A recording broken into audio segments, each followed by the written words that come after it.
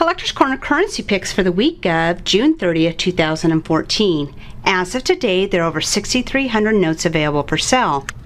This week's currency picks come from Long Island Numismatics.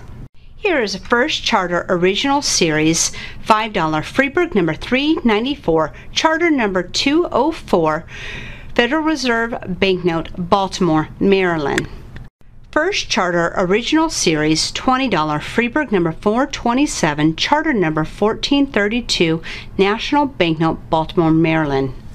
1882 Brownback $5 Freeburg number 468, Charter number 1312, Farmers and Mechanics, National Banknote, Poughkeepsie, New York. 1882 Brownback $20 Freeburg number 494, Charter number 1186, Huguenot Banknote, New Paltz, New York.